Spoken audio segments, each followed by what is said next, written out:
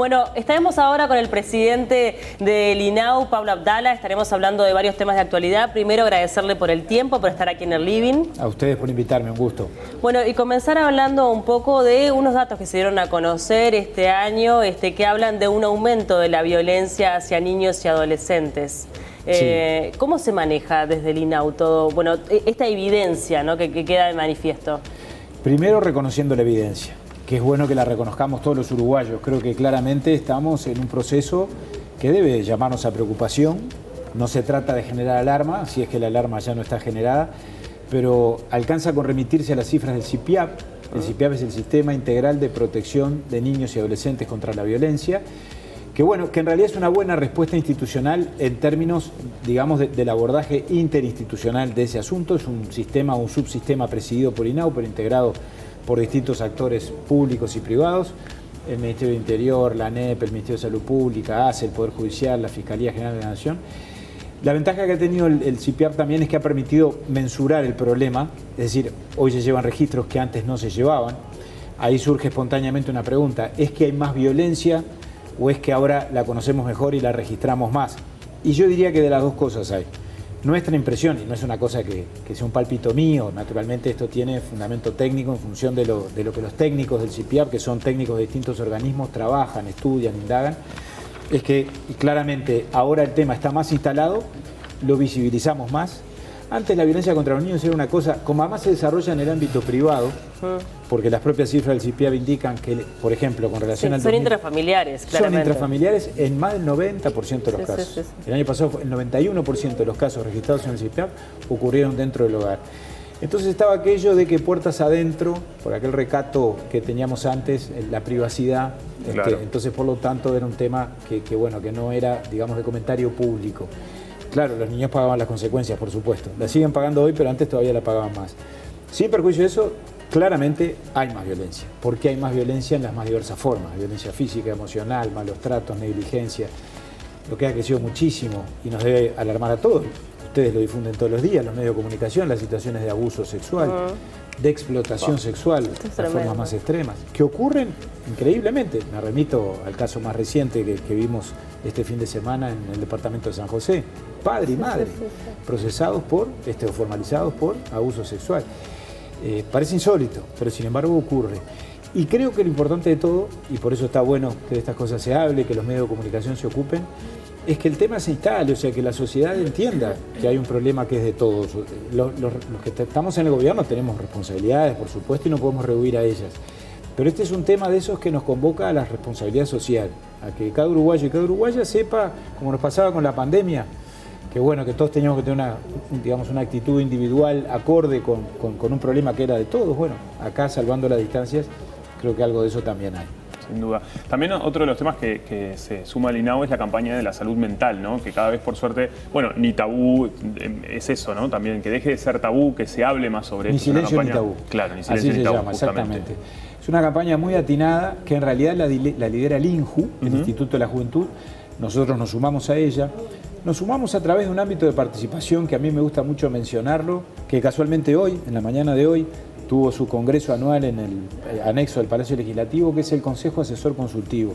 El Consejo Asesor Consultivo, seguramente la mayoría de los oyentes no saben lo que es, pero es un órgano que tiene previsión legal, está en el Código de la Niñez, y que se integra por jóvenes, por adolescentes, elegidos por niños y por adolescentes. Es un órgano representativo, que actúa, de acuerdo al Código, como asesor del directorio del INAU.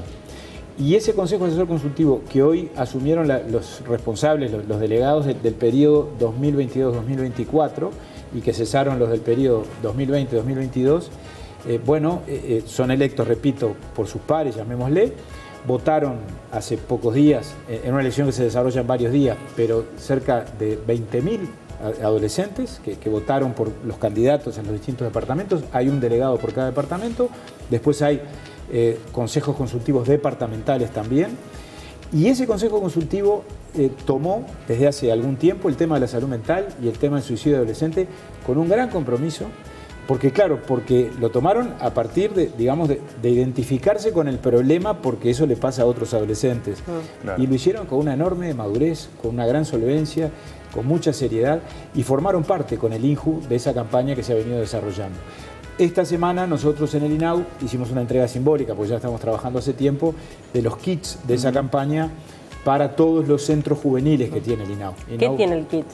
El kit contiene, yo no conozco los detalles técnicos, lo vi, me explicaron, pero básicamente hay juegos, manuales, instructivos, guías, con pautas para los equipos de los centros, los educadores, para realizar tareas interactivas entre los equipos técnicos y los educadores de un centro juvenil, con los adolescentes, con las familias.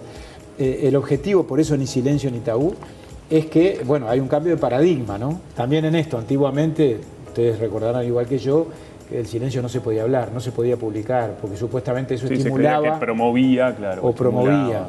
Bueno, ahora la recomendación es otra, claro. Y yo me afilio a este nuevo criterio, ¿no? Obviamente yo no soy técnico, pero digo, cuando lo explican los psicólogos, los psiquiatras, uno lo entiende. Exacto. Es decir, aquel que está en una situación de angustia, de depresión, de desesperación y de repente no lo exterioriza mucho, bueno, nos damos cuenta cuando ya es tarde, ¿no? Ahora, esta problemática obviamente que se vio de repente agudizada con la pandemia, con el aislamiento en una etapa tan importante como es la adolescencia, la digitalización tan presente, pero es un tema que también estaba previo a la pandemia, ¿no? O sea, que si bien es verdad, aumentaron los casos, es algo que no era ajeno a la sociedad. Por supuesto, capaz que en eso, por lo que veníamos diciendo, también se da lo mismo que en el otro tema, es decir, estaba más bien invisibilizado, disimulado, de eso no se hablaba, o se hacía como que no pasaba y sin embargo ocurría. Sin ninguna duda, la pandemia que también ambientó el incremento de los casos de violencia familiar, porque por encierro. Aunque no tuvimos cuarentena obligatoria en el Uruguay, estaba aquello de quedarte en casa y el aislamiento nos condujo a que la convivencia entre, en el caso de la violencia, agresores y agredidos fuera mayor y más permanente y más continua de lo que ocurre en condiciones normales. Creo que con este tema sin duda también ha ocurrido, y las redes sociales en todo juegan un papel determinante, ¿no?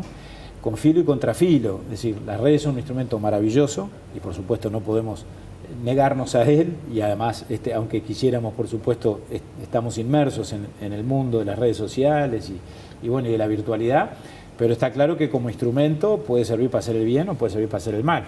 Pongo un ejemplo, en materia de explotación sexual, es notorio que las situaciones de explotación se utilizan las redes y el WhatsApp y la comunicación virtual como instrumento de captación. Al mismo tiempo, ese instrumento de captación muchas veces es útil para la prueba en las indagaciones judiciales, por el registro que allí queda, ¿no? Claro. Alguien dijo alguna vez, el WhatsApp es como la especie de caja negra de los violadores o de los abusadores. Bueno, o de cualquiera que utiliza un teléfono celular. Pero quiero decir, sin duda en esto tenemos guarismos muy altos, en función de los cuales, las cifras que manejó el otro día, inclusive el INJU, casi el 15% de los que están en la franja, de los jóvenes que están entre los 14 y 29, bueno, confesaron haber estado en una situación de angustia, de depresión, de sufrimiento, de desesperación. De esos, 3,5 llegaron a un intento, ¿no? Es muchísimo. Es muchísimo, sí. Claro que es muchísimo, sin duda.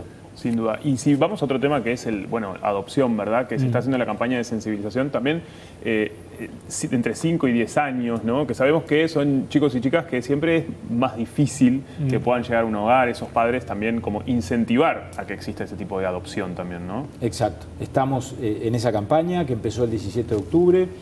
En materia de adopciones yo diría, por un lado, todo esto se da, o esa campaña se da en un contexto que nos tiene muy entusiasmados, de mejora de los resultados. Creo que estamos en un proceso virtuoso con los cambios que se han venido produciendo en estos años.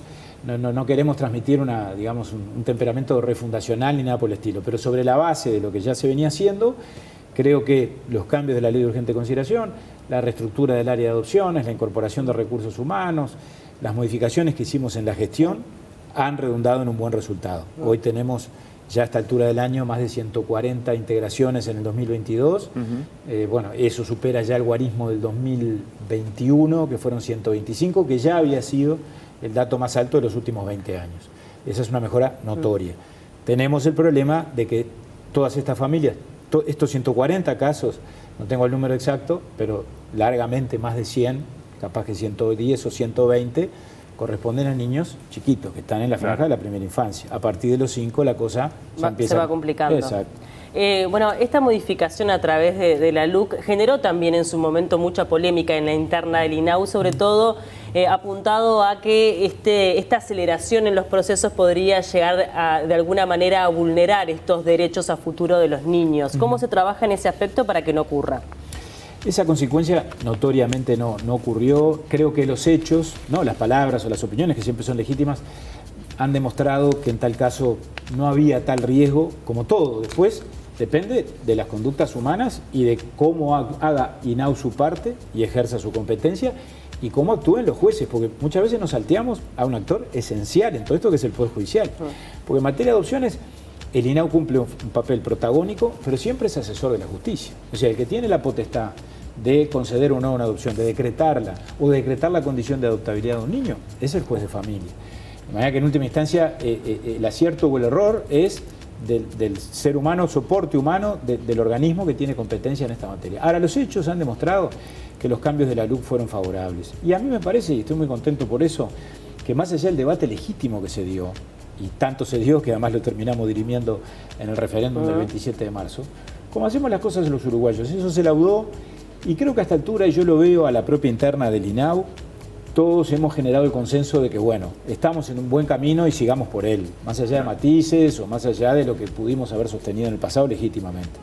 Y creo que eso sin duda está en marcha, es decir, el hecho de que las familias ahora se valoren en el plazo que estableció la LUC, máximo de 18 meses, de que hayamos descentralizado la gestión, de que se hayan unificado, que lo determinó la LUC, dos procesos judiciales que no tenían ningún sentido que se tramitaran por separado, la separación definitiva de la familia biológica y la adopción plena, donde en última instancia se termina sustanciando lo mismo. Eso se unificó a través de la ley de urgente consideración. Es decir, son todos cambios que condujeron, repito, a algo que es muy importante, porque en esto no es actuar a lo loco y hay que tener cuidado con las garantías. Siempre se discutía mucho si esto ponía en riesgo las garantías. Exactamente, lo que podría llegar a vulnerar algún tipo de derecho de los niños sobre todo, ¿no? O familias también. Exactamente, y está bien plantear la duda. Yo creo que sin embargo hemos logrado un buen equilibrio entre dos factores que a mi juicio no pueden faltar a la mesa, que son eficiencia y garantías. O sea, eficiencia en términos de que los tiempos tienen que ser razonables. No, por supuesto, tiempos, como podríamos llamar, de un pronto despacho, tiempos express. No, estamos hablando de 18 meses, además para hablar de una familia es 1 año y medio. Acá nadie pretende tomar decisiones alocadas. ¿Por qué? Porque si tomamos decisiones alocadas, ponemos en riesgo las garantías de los niños. Y cuando se toma una decisión inapropiada, con relación a un niño siempre, pero en un proceso de adopción, eso después conduce a un proceso que se frustra, y eso genera un nuevo daño o un nuevo trauma a ese niño que ya viene de sufrir el trauma de la ruptura con su familia biológica. Más allá de las adopciones, hay otros caminos, por ejemplo, estos hogares de medio camino, hogares de acogida, ¿no? Que se están implementando justamente para que el niño no esté institucionalizado, es lo que se busca. Exacto. El sistema de acogimiento familiar es otra realidad maravillosa, es un sistema paralelo al régimen de las adopciones que en realidad tienen en común que en los dos hay familias. O una familia que quiere adoptar o una familia que acoge a un niño o hace un convenio con INAU para cuidar a niños que están institucionalizados pero no internados. O sea, están a cargo del Estado pero no viven en una residencia del INAU. Están a cargo de una familia amiga, llamémosle. Y tiene ese gran valor, que ese niño que está bajo la tutela del Estado, mientras se dirime su situación, porque ese niño puede estar bajo la tutela del Estado, pero sin embargo no ha roto el vínculo definitivo con su madre, por ejemplo. Y se sigue trabajando. Sí, porque está en un periodo complicado que puede llegar a solucionarse. Y se trabaja muchas veces para que se solucione. O cuando no se soluciona y se rompió el vínculo y no hay madre ni padre o lo que fuere, allí se avanza en un proceso de adopción. Ahora, mientras tanto, está a cargo de una familia amiga. Y es bueno que en ese mientras tanto, que a veces es un mientras tanto bastante prolongado, no es de semanas o de meses, a veces puede llevar 1 año o más de 1 año o años, bueno, que ese niño mientras tanto esté viviendo y creciendo en un ámbito familiar. Claro. Porque esas familias amigas dan adicionalmente lo que el Estado no puede dar, que es, llamémosle para decirlo casi que vulgarmente, calor de hogar, es decir, que es ese afecto y ese apego y esa contención que da el núcleo familiar, que no da una residencia del INAU, por más que allí reciben excelente atención y cuidados con equipos que son muy profesionales. Ahora, es una gestión que hay que administrar con mucho cuidado también, porque esas familias muchas veces terminan generando lazos con esos niños y se terminan humanamente encariñando y capaz que los niños con ella, y se han dado situaciones. Tuvimos una en el departamento de Tacuarembó la semana pasada, donde como el sistema de acogimiento es transitorio, Cuando ese niño avanzó el proceso de adopción y tiene que ir con la familia adoptiva, entonces eso genera rispideces, más que rispideces, dificultades, enojos, conflictos, que no son deseables, empezando por el niño. Pero ahí hay que administrar muy bien los tiempos y para eso los técnicos, obviamente, de INAU cumplen una función fundamental. Sin duda. El diputado Enzo Malán presentó un acceso a información, ¿no? Por algo que estaba sucediendo en Mercedes, de irregularidades, denuncias de los trabajadores. ¿En qué está todo ese asunto? Recibimos ese pedido de acceso a la información. En realidad no tiene que ver con irregularidades directamente en el INAU, sino que estarían referidas, según lo que dice allí, a situaciones que se dan en un CAIF. Los CAIF, como ustedes saben, o sea, por supuesto, INAU los supervisa, los financia, pero se gestionan por acuerdo con convenio con las organizaciones sociales. Presuntamente, digo presuntamente porque no tenemos las pruebas, se habría dado alguna situación irregular en ese ámbito. Yo, que no estaba enterado de nada, cuando recibí la solicitud, que me llamó la atención, lo primero que hice fue llamar al director departamental de Soriano. El director departamental de Soriano me dice que en realidad, si bien puede haber discrepancias entre algunos educadores o los trabajadores de SINTEF y un coordinador de ese centro, y hablo todo en condicional porque no tengo ni pruebas ni elementos, bueno, en realidad no es que haya irregularidades. Vamos a analizar el tema, vamos a hablar con la supervisora o supervisor de ese centro y le vamos a responder al diputado Malán como corresponde. Muy bien. Hablemos un poco de los menores infractores. ¿Cómo se trabaja? Tú sabes que los menores infractores, en verdad a esta altura ya no es una competencia directa de INAU, lo fue históricamente. Con la creación del INISA en el año 2015, creo que fue una decisión sabia. Yo era legislador en ese momento y acompañé, voté, trabajé en ese proyecto de ley. Y el INISA ahora se encarga, tiene la competencia específicamente de lo que llamamos menores en conflicto con la ley. Ahora, sin perjuicio, la frontera es una frontera, digamos, muy fina. ¿Por qué razón? Porque muchas veces un adolescente que incurrió en una falta y que fue derivado del INISA, de pronto se le aplican medidas no privativas de libertad o de pronto está con privación de libertad, un año, llamémosle, que es la mínima, no sé, el tiempo que el juez disponga, y después recobra la libertad, pero queda en una situación de desamparo y entonces termina después institucionalizado en el INAU, que no es lo más sano.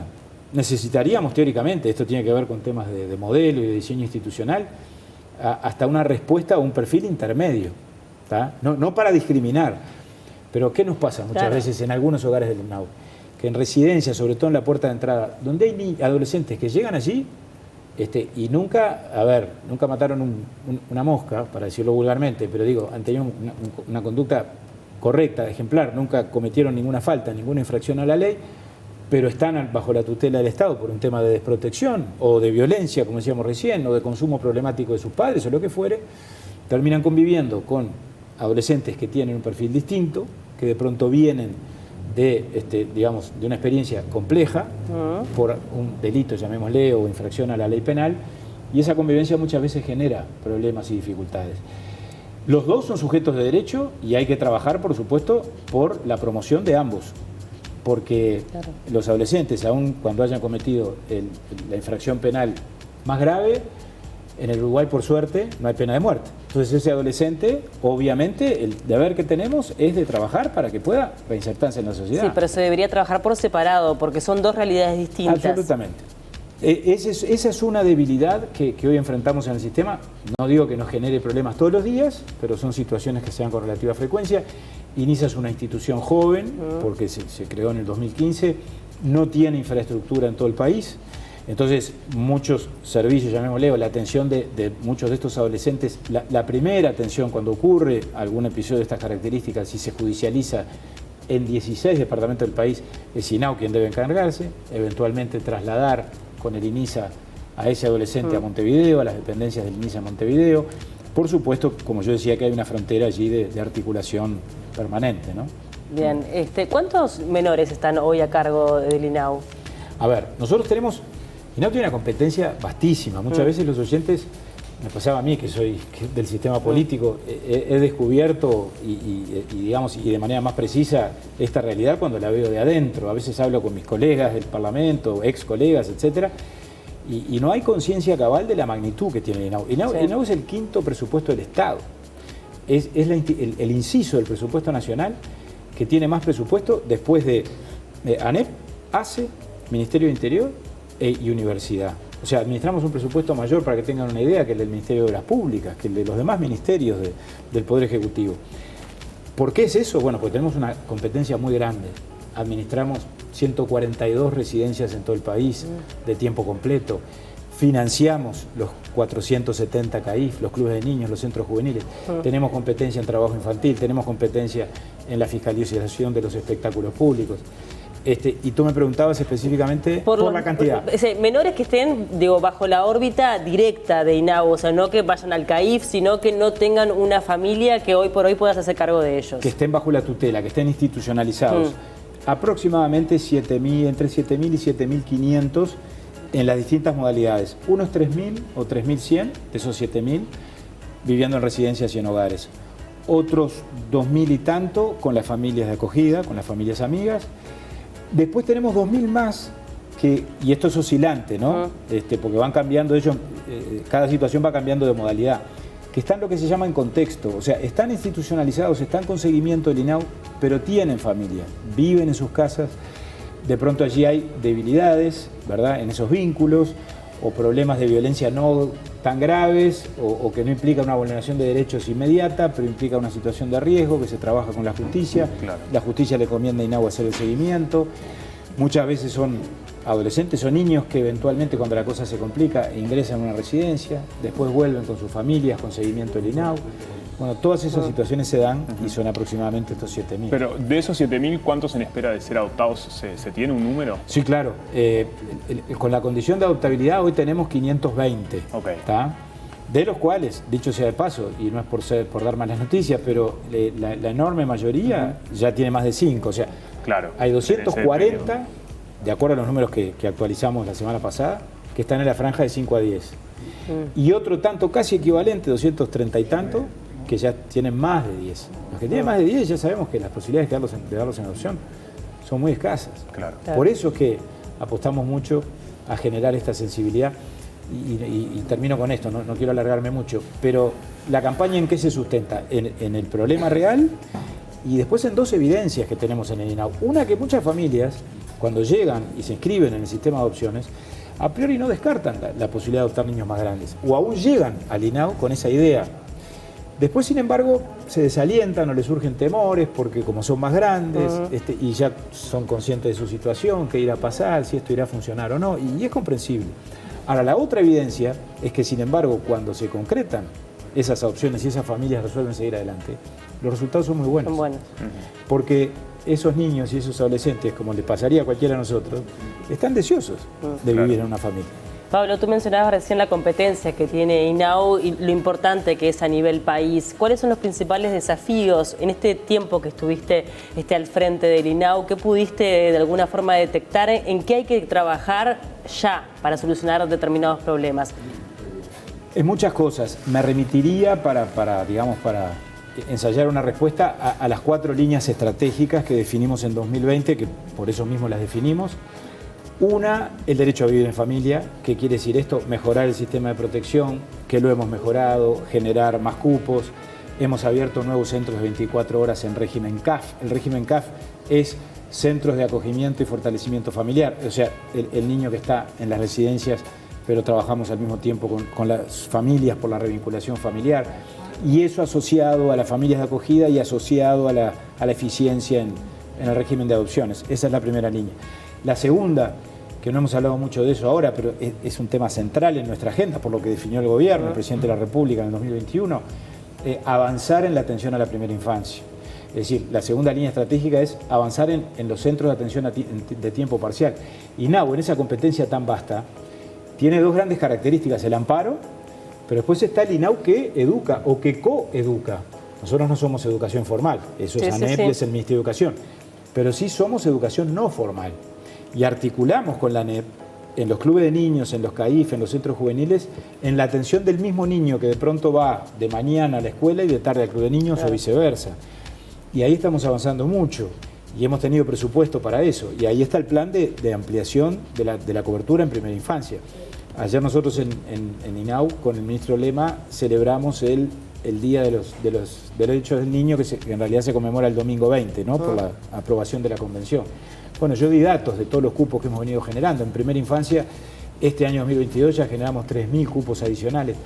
La inversión en primera infancia es clave porque todos estos temas complejos que hemos mencionado, todas estas causas que después derivan en las institucionalizaciones, las empezamos a atacar desde raíz, es decir, se atacan desde el primer momento, desde la inversión en los más chiquitos, porque la inversión en primera infancia, y esa es una maravilla que ha construido el Uruguay, no es solo en el niño de 0 a 3, es en él y a través de él su familia. Por eso los CAIF son centros de asistencia a la infancia y la familia, porque los equipos técnicos de los CAIF no se ocupan solo del niño las 4 o las 8 horas que va al centro, no, se ocupan de él en ese tiempo, pero se ocupan de su familia todo el tiempo, con los asistentes sociales, con los psicólogos, y eso sin duda es un elemento de promoción social para los niños y para la familia y el entorno comunitario también. Totalmente. Bueno, muchísimas gracias por estos minutos, la verdad un placer recibirte acá en el living. Son muchos los temas que tuvimos que abordar. Hicimos como un salpicadito, al menos algún titular de cada uno. Muy bueno, muy completo. Y un trabajo muy importante que te queda en esta gestión por delante. Por cierto que sí. Muchas gracias por invitarme.